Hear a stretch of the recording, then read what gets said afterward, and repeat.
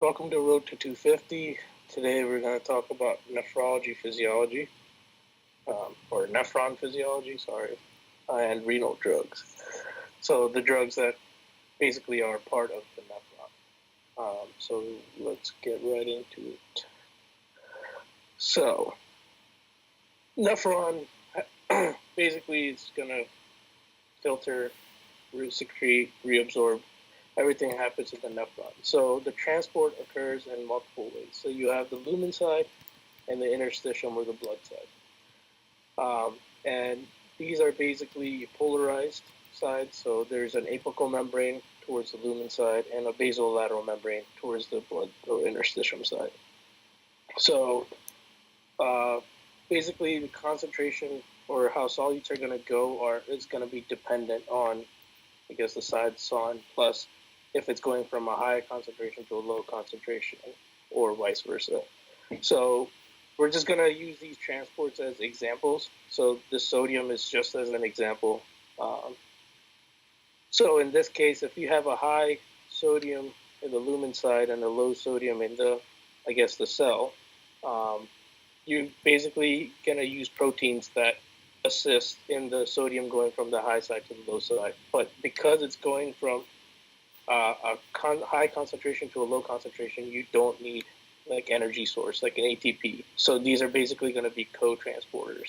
So in this case, I'll give you an example. Sodium and glucose will co-transport inside the cell because the sodium is going from a high concentration to a low concentration.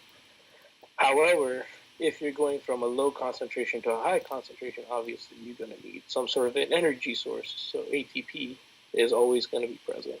So that's going to allow the concentrations to go from low to high. There's also different ways that the solutes will go is either diffusion. So instead of just having, any sort of proteins that assist that, you can just have channels or that are basically going to allow the solutes to go right through. So it's either going to, in this case, again, an example of sodium can either just go right through, and the channels will allow it to go to the other side as well. And it can also completely skip these channels and go through paracellular route, which is in between these cells. And we'll talk about certain examples of these throughout the nephron. And osmotic diffusion, this is specifically for water. So it goes from low osmolarity to high osmolarity, again, through the channels, or it could follow the paracellular route, which is going through between the cells. So the segments of the nephron that we're going to talk about today will be your proximal tubule, descending limb, ascending limb, distal tubule, and collecting duct. So these are the things that we're going to focus on, as well as we're also going to focus on the different defects that can occur at these segments. So the proximal tubule is the workhorse of the nephron, essentially. All right, sorry. So the proximal tubule is your workhorse. And what it does is it reabsorbs more solute than any other portion of the nephron. So it reabsorbs 100% of the glucose and amino acids that come through. And about 67% of the important stuff of water, bicarb, sodium chloride, potassium, and phosphate.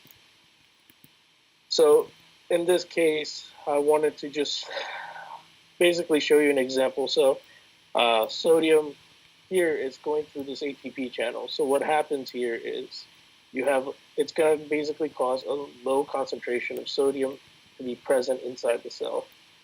And that will allow this channel to basically co-transport sodium and glucose inside the cell. So this is going to be a high concentration of sodium out here, which is going to allow the sodium and glucose to come inside the cell, and then you're going to have a higher concentration. So in this case, it's going from low concentration to high with the ATP, and then high to low with a co-transport or an assist protein. And then the glucose will eventually get reabsorbed back inside the blood.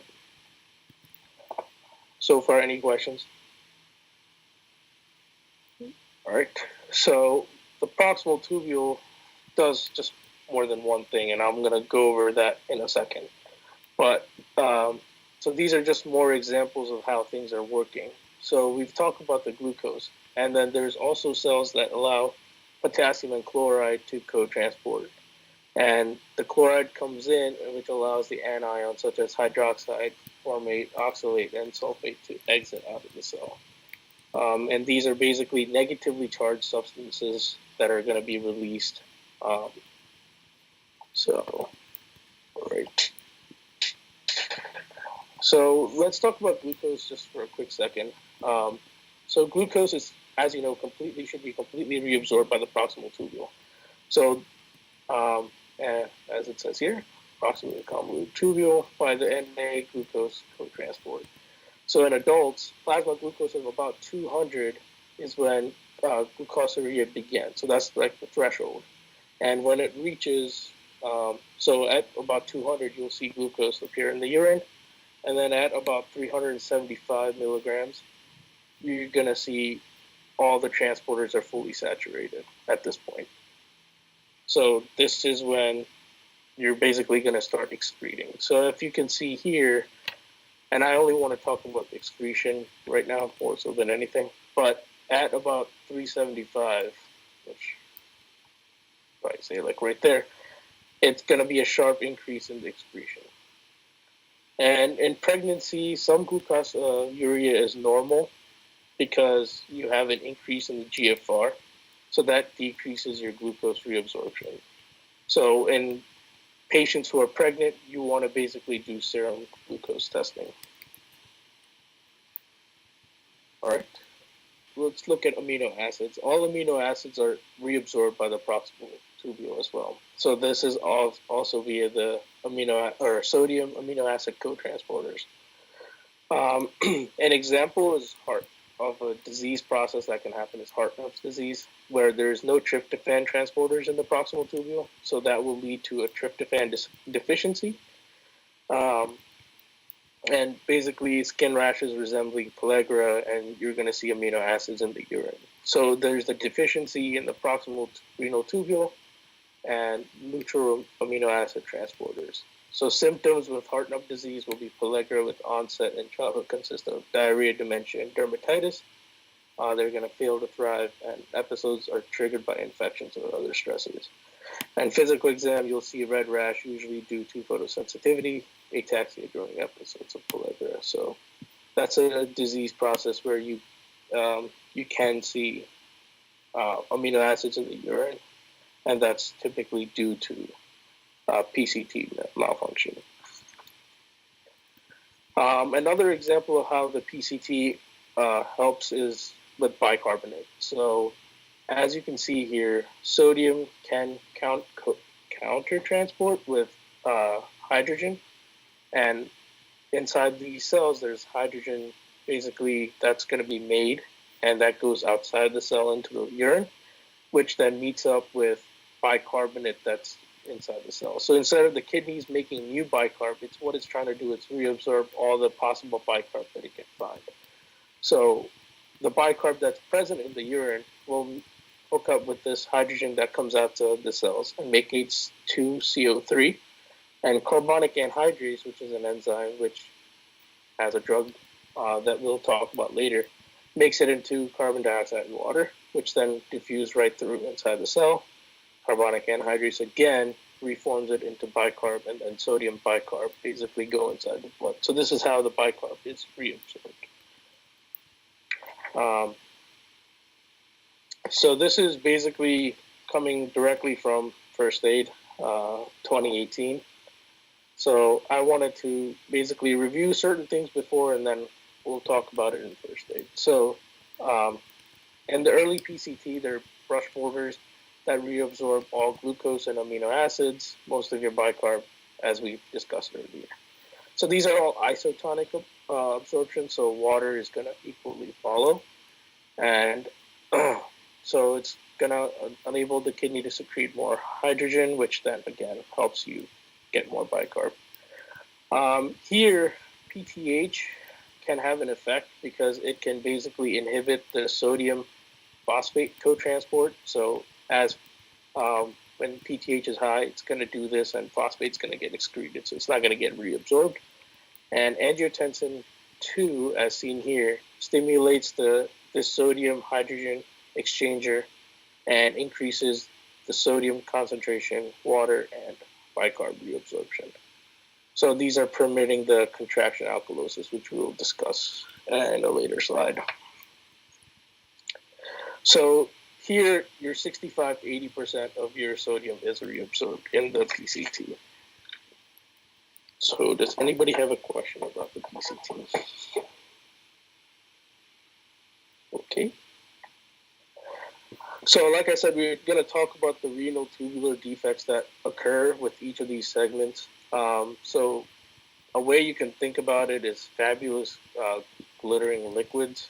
So Fanconi syndrome is the one that's basically has generalized reabsorption defect in the PCT, and that will lead to an increased excretion of amino acids, glucose, bicarb, and phosphate, and all the other substances that are supposed to be reabsorbed by the PCT. So may lead to metabolic acidosis and hypophosphatemia and osteopenia. You can also see polyuria and polydipsia, which are similar signs of like diabetes, but the only difference is you're going to get normal serum glucose level with Fanconi syndrome versus diabetes. You can get non-anion gap acidosis, hypokalemia, because of the increase of the nephron flow, and then you're also going to see amino acid present in the urine. So these are either inherited or acquired causes of Fanconi syndrome, and this is a very rare defect, but there's one form that's associated with cystinosis, which is basically a lysosomal storage disease, which causes an accumulation of cysteine, and that is basically present in the infancy with Fanconi syndrome. So other causes are lead poisoning, multiple myeloma, and a big one is cisplatin. That is a drug that can cause Fanconi syndrome. And then there are some other causes as well. So as you can see in the proximal tubule, as you go further down, we're going to talk about the rate of absorption. So how the concentrations of certain molecules as you go further down into the PCT. And this is measured. So on this axis here, you're going to see tubular fluid or plasma concentration. And then this is the percent distance along the PCT.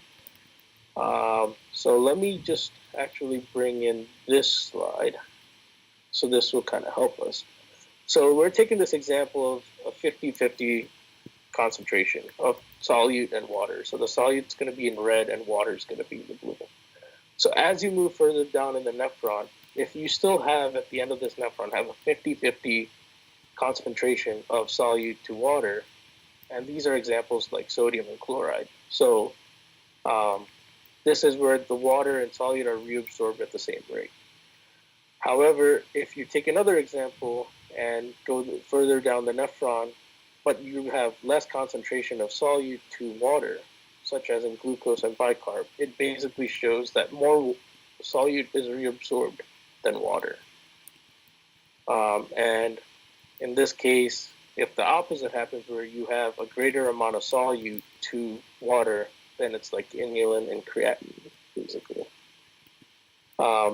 So in this case, if you look at this graph, the ones that are closer to the 1.0 to 1.25, like urea, chlorine, or chloride and potassium, they're slightly more reabsorbed than water, but they're also as close to 1 because these lines are closer to 1. So you want to say that their concentrations are about equally reabsorbed compared to water. But like amino acids and glucose, these are below here because they're more reabsorbed quickly than water. So in the earlier portions of the PCT, they're reabsorbed faster. And then inulin and creatinine are basically not really reabsorbed, or they're very reabsorbed less quickly than water. And then PAH is basically secreted in the tubules, and it's added in the urine lumen, so that's why the concentration increases. Does anybody have any questions? All right, so we're moving on to the thin descending loop of Henle. It's basically impermeable to sodium chloride. Its job is to concentrate the urine, reabsorbs the water, and water leaves the urine, and it's drawn out by hypertonicity in the medulla, which I'll explain in a second. So if you're looking at the nephron, so you have the cortex, outer medulla, and inner medulla. So when blood comes into the lumen or the glomerulus, it's going to the PCT, and then it's going to go down into the outer medulla, inner medulla, which is the thin descending loop of Henle. So here, as you can see, the concentration levels are really high, of 600 milliosmoles and 1200 milliosmoles. So what happens is the water is going to come outside and basically go into here. So this is where the water is really getting reabsorbed. And this is due to the hypertonicity that's in the medulla with the high concentrations. So a specific example here would be as you're going down further into the thin descending loop of Henle, more water is coming out because the concentration surrounding the nephron is so high that more water is going to be drawn out. In the thin descending loop of Henle, it's basically to passively reabsorb your water with a medullary hypertonicity, and it's impermeable to sodium. So this makes the urine hypertonic. And in the thick ascending loop of Henle, which is, now we're going to go back, here you have 10 to 20% of your sodium is reabsorbed, and it's reabsorbed via the sodium-potassium chloride pump right here, and it basically induces paracellular reabsorption of magnesium and calcium, and I'll show you that in a second. So when you have this ATP pump, which is taking 3 sodiums out, it's basically decreasing the concentration of sodium, and that's allowing this pump to produce more sodium inside. However, some of these potassium molecules are going to basically diffuse out to make this outer lumen more positive charged, and this positive charge essentially basically kicks these magnesiums and calciums to go through these paracellular tracts to be reabsorbed inside the interstitium. So it's that positive charge that's being created outside the cell that's allowing the sodium or the magnesium and calcium to go through. This one is impermeable to water, and this makes the urine less concentrated as it ascends up.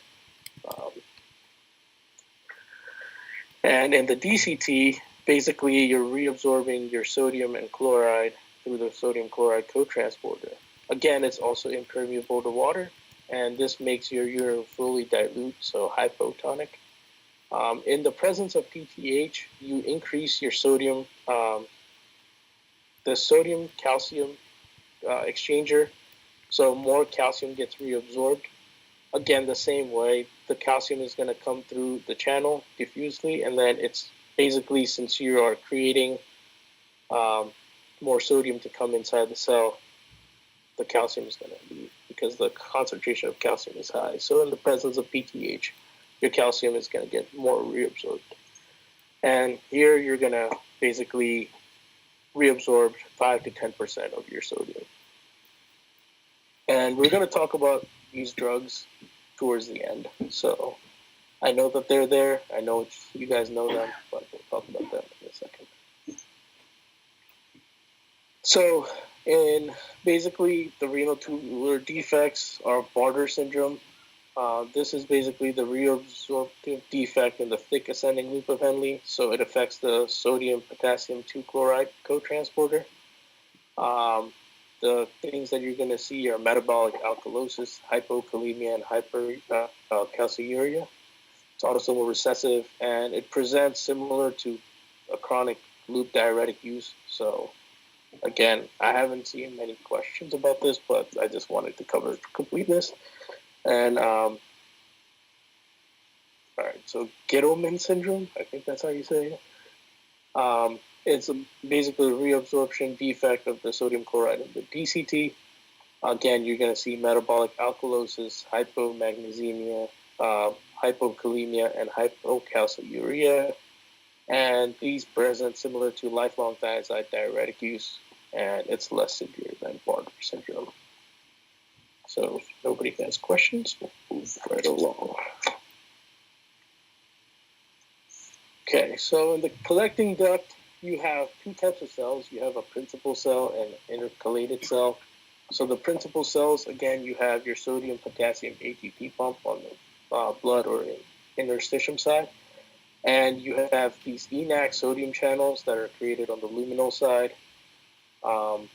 Basically, these will come in effect with certain hormones. And let me just put this other picture. And then you have intercalated cells. You also have your ATP hydrogen pump, which secretes hydrogen out into the lumen in the urine. And then your principal cells, you also have aquaporins on these, which allow the water to be reabsorbed. And we'll talk about these guys in a few seconds. And I guess in first aid, you have a beta intercalated cells, which does the chloride and bicarbonate countertransporter. So you're losing bicarb to reabsorb chloride.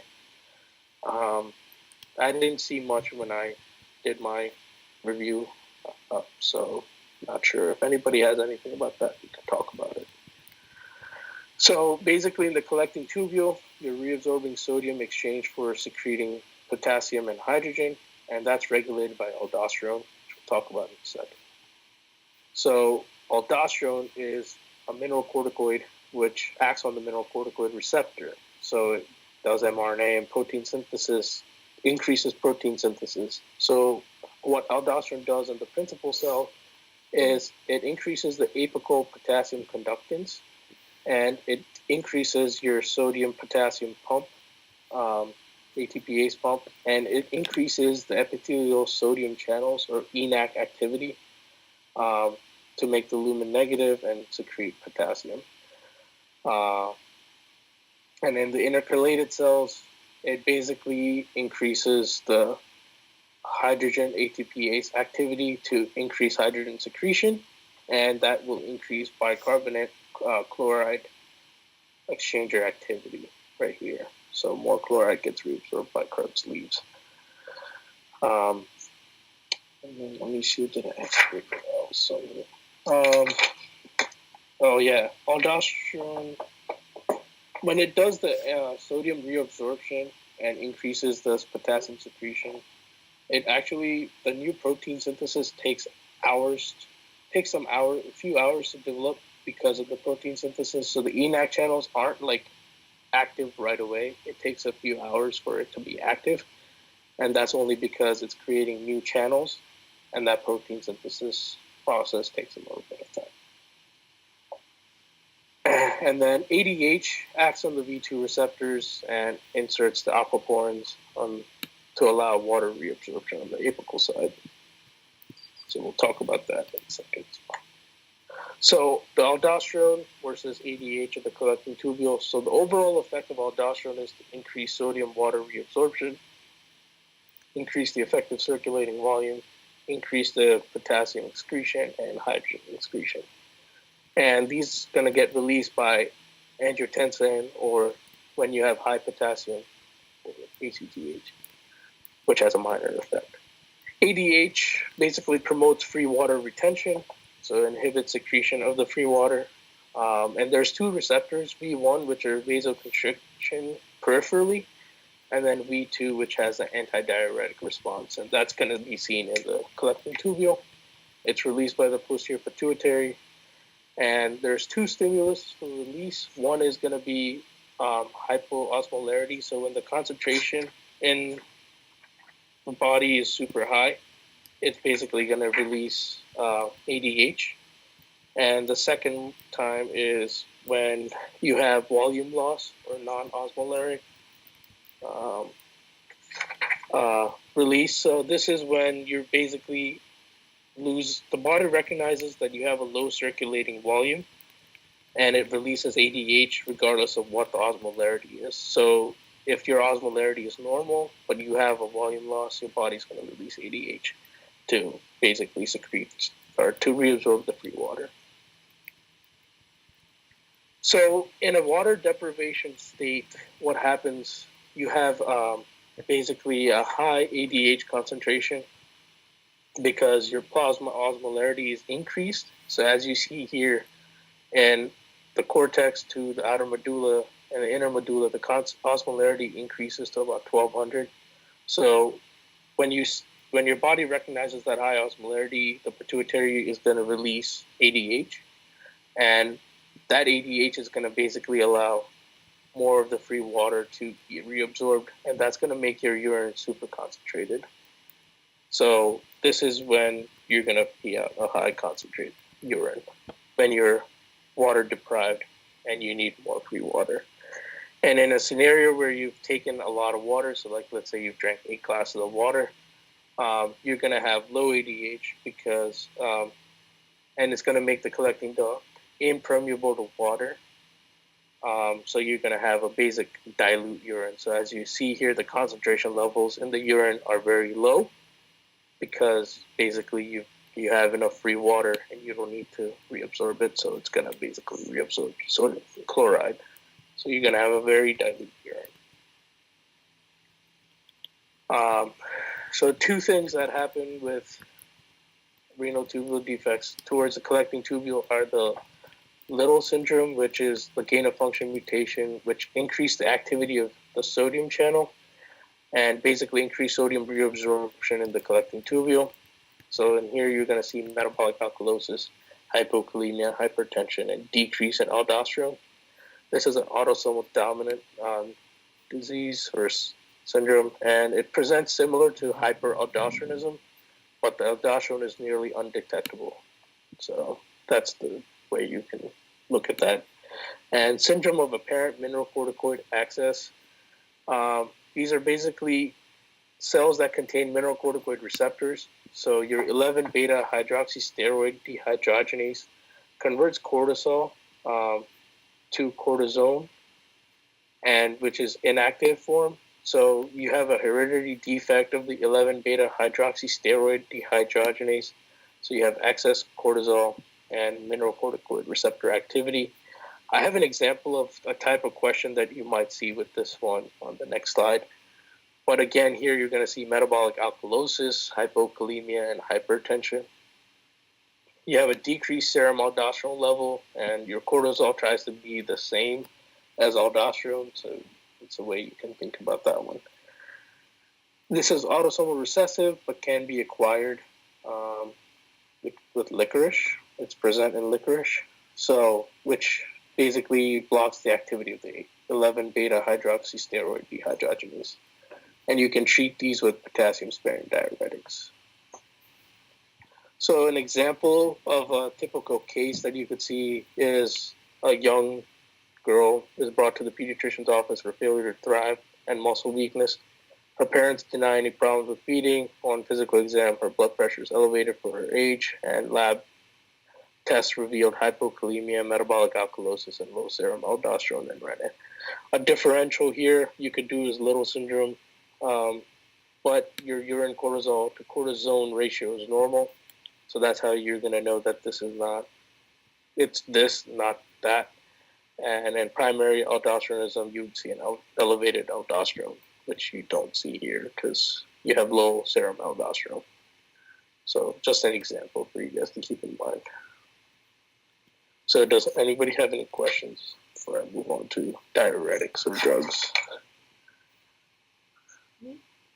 Cool. Same syndrome, a new thing that they put in first aid? I know it was in 2017, and this was in 2018 too. Not sure about that. I could swear that there was a NBME question about the licorice thing. Yeah, I remember the licorice thing. I just don't remember that portion. Oh, that entire fact in first aid. I wonder if it's, they added it originally in 2017. But yeah, I remember something similar. You were cutting in and out a little bit earlier, so I wasn't. I didn't want to interrupt because I didn't know where we were at. But so it is the Gittleman syndrome. That's the one that's like the DCT. Yeah, Malfunction of the DCT. Yeah, sorry to make you go back. that's fine. I wonder if you could explain that, how, because I could see that lifelong diazide diuretic use be. So we're going to talk about diazides in a second, but so what I got from this was basically it's the defect in the NaCl, which is what the diazides block in the DCT. So I know that it presents as what you would take long-term diazide use. So I'm assuming it's just blocking that transport. Exactly. Yeah. Thank you. Either blocking or it's just not there. It's just the defect in the blocking in the drug and the defect in the syndrome. Correct. Yes. Any other questions? Sorry, I know I kind of went through this pretty fast. No, it's all good. You're just cutting out at certain points, so I don't want to interrupt. I don't know if it was just me or if it was everybody. Gotcha. All right. So we're talking about drugs. So let's start with carbonic anhydrase inhibitors such as acetazolamide. So this is a carbonic anhydrase inhibitor, as I just said. You can use it in glaucoma in conditions where it's metabolic alkalosis, altitude sickness, pseudotuberous cerebri.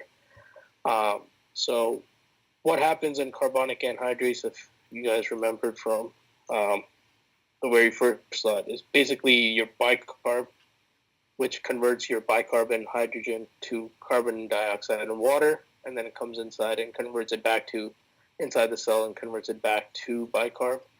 So if you block that carbonic anhydrase, you're going to have an increase in bicarb in the urine as well as your sodium. So it's a weak diuretic effect. It has some blockage of sodium, and it causes non-metabolic acidosis or non-anionic gap metabolic acidosis because you increase the elimination of your bicarb. So that's why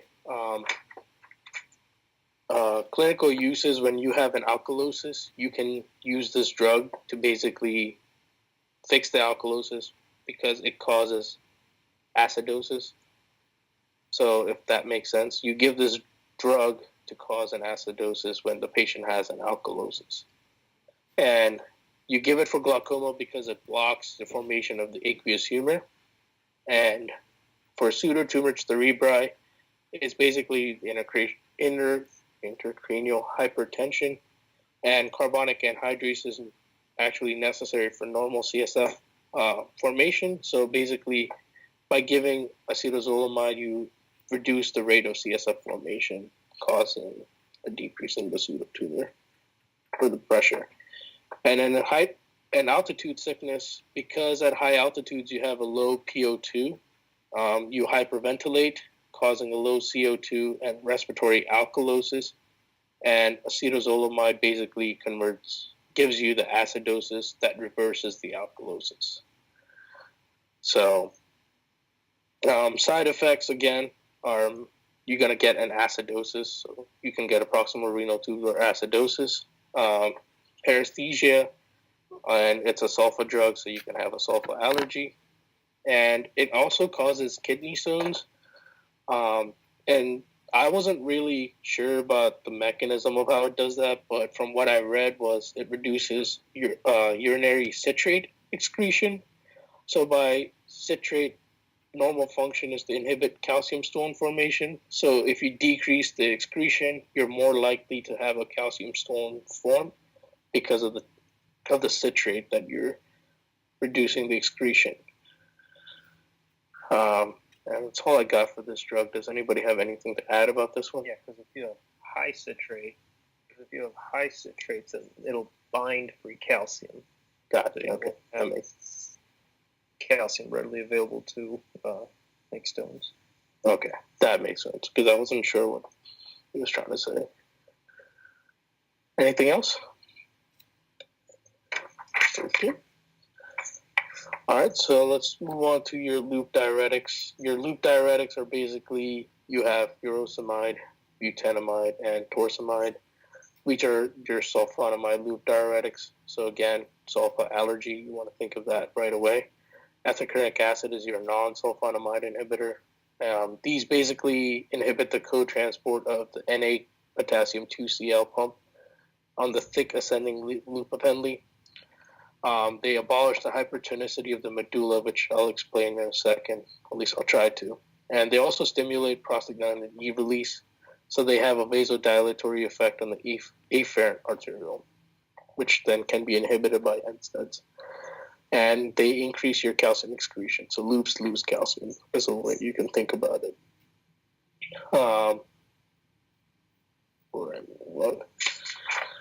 Okay, so you're going to give these drugs when you have edema or edemic states such as heart failure, cirrhosis, pulmonary edema, hypertension, and hypercalcemia.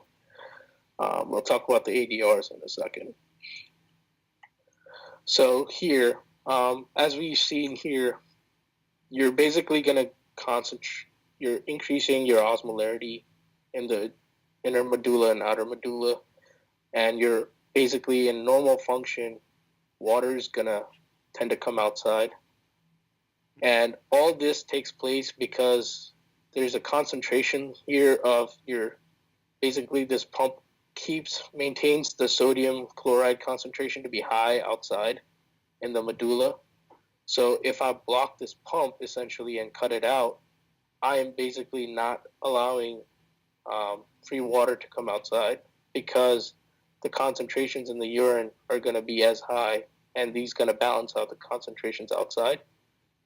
So then your free water is not going to come outside. So that's how it abolishes the hypertonicity state. So when you block the pump, you're not only send sodium and water to go freely into the collecting tubule and down to the urine, but it diminishes the gradient, so less water is reabsorbed in the collecting tubule and your descending loop of Henle, if that makes sense. If you have any questions, let me know before I move on. Okay, so loop diuretics have a strong diuretic effect. So basically, drugs that give the greatest urine output, and they're used in, again, like heart failure and cirrhosis, but they have great side effects. So they can cause hypokalemia, and one way you can think about it is in the collecting tubule. As you have more sodium and water going down, you're going to increase the level of sodiums here. So what your body's going to try to do is reabsorb the sodium out, but at the same time, it's going to kick your potassium out because that's what collecting tubules do based on the principal cells. So when you throw the potassium out, you're going to get hypokalemia. You get hypomagnesemia and hypocalcemia because you obviously don't create that positive charge outside, which allows the magnesium and calcium to be reabsorbed paracellularly. So that's why you get those. You can get ototoxicity. This is at a very high dose, though. So, and if you give this drug that causes ototoxicity with another drug that also causes ototoxicity, it's going to increase the effect of that ototoxicity. But otherwise, you have to give this drug in a very high concentration to cause ototoxicity. And you can also get acute interstitial nephritis because your BUN and creatinine is going to be high. And you also get gout because your uric acid reabsorption is greatly increased. And then metabolic alkalosis, which I'll talk about here, is because you have a pH of greater than 7.45 and you increase your bicarb. So the diuretic's essential job is to increase your urine output which then decreases your effective circulating volume, and that activates your renin-aldosterone or angiotensin-aldosterone system, and through hydrogen secretion, it basically causes metabolic alkalosis, which is your contraction alkalosis, and these contraction alkaloses are seen with loop diuretics and thiazides. Again, this is in first aid. Here you can see causes alkalemia through several mechanisms, and one is your volume concentration, which increases your angiotensin 2, and that increases your sodium-hydrogen exchange in the proximal convoluted tubule, and basically increases your bicarb reabsorption. So that causes your contraction alkalosis. That's one way. And then your potassium loss leads to potassium exiting all cells via the hydrogen-potassium exchanger in exchange for hydrogen entering the cells. So in a low potassium state, hydrogen rather than potassium is exchanged for sodium, and then in that case will cause paradoxical aciduria and cortical collecting tubule and alkalosis, basically. So these are mechanisms that diuretics can use to cause these metabolic alkalosis. Thiazides basically inhibit your sodium chloride reabsorption in the early DCT, and basically decrease your calcium excretion. So these, you want to give this drug in hypertension, heart failure, idiopathic hypercalciuria, and it causes hypergluc as a side effect or adverse effect. So thiazides causes hypercalcemia because you're not only, your pump here is still activating, so this basically decreases your sodium gradient inside the cell. And because you're not reabsorbing and you're blocking this channel, you get more sodium to come inside, but the calcium is free flowing, and then it basically reabsorbs because of this countertransport here, sodium calcium countertransport. So that's the mechanism of how the thiazides work in hypercalcemia. And then the mnemonic obviously is hypergluc, so it's elevated hyperglycemia, hyperlipidemia, hyperuricemia, and hypercalcemia. Again, this is a sulfa drug, so it's going to cause sulfa allergy. And then hyponatremia. This one has, because this drug promotes sodium loss, your water reabsorption is intact. So essentially your water can be reabsorbed due to the medullary gradients. So in the collecting tubule, it's going to still have a great osmolarity outside of the nephron, so the water is going to get reabsorbed. So as this patient drinks more water and it has a high water intake, it's basically going to allow for that hyponatremia. So because their water is going to get reabsorbed, but at the same time they're losing the sodium in the urine. So that's how this one causes hyponatremia. And since there's more water and sodium that's being blocked in earlier in the nephron, it again goes to the collecting duct, and that sodium potassium exchange causes the hypokalemia. And your potassium sparing drugs such as spironolactone, perinone, amyloidoride, and triametrine are basically spironolactone and perinone are competitive aldosterone receptor antagonists in the collecting tubule, and triametrine and amyloidoride act at the same part of the tubule by blocking the sodium channels in the cortical collecting tubule. So these cause, you're going to use this in hyperaldosteronism, potassium depletion, or heart failure. And you can use spironolactone in hepatic ascites, and amyloidoride and nephrogenic diabetes insipidus. And the adverse effects are hyperkalemia, which can lead to arrhythmias because you're saving potassium, and so you can lead to hyperkalemia. And your spironolactone, you get gynecomastia and anti-androgen effects. So a rule of thumb that you can take is all diuretics except the potassium-sparing drugs increase your excretion of potassium. Carbonic anhydrase inhibitors and potassium-sparing causes acidosis, which is decrease in pH. And carbonic anhydrase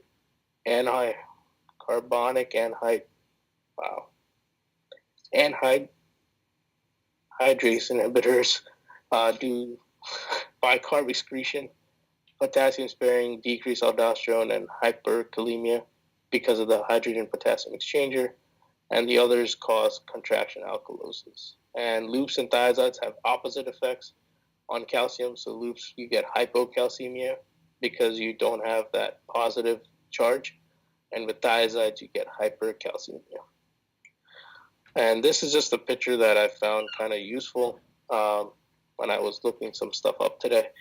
But carbonic anhydrase inhibitors, acetazolamide, and where that works, you have your osmotic diuretics, which I didn't talk about today with mannitol, isosorbide, that affects here in the loop of Henle.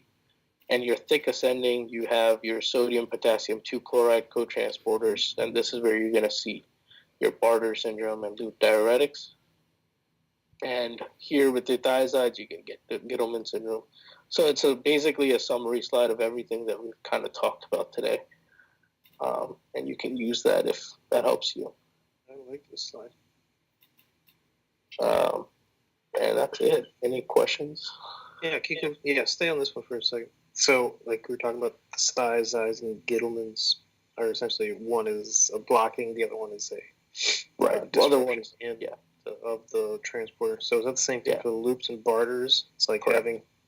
Yeah. So then, looking here at littles, is that the? So this is a gain of function mutation.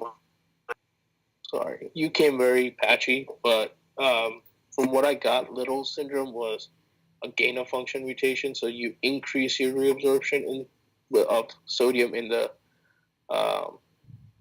basically the collecting tubules. Okay. So you increase the activity of the sodium channels with the ENaC sodium channels. Okay. And that will result in hypertension and hypokalemia. I think it's similar to hyperaldosteronism, but because your aldosterone levels are normal, and you can just treat them with, I think, potassium-sparing diuretics. Yeah, you can treat them with amiodaride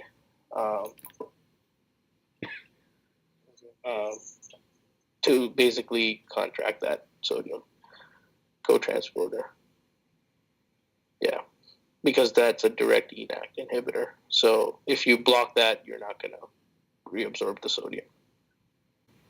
Thanks. Yeah. Any other questions?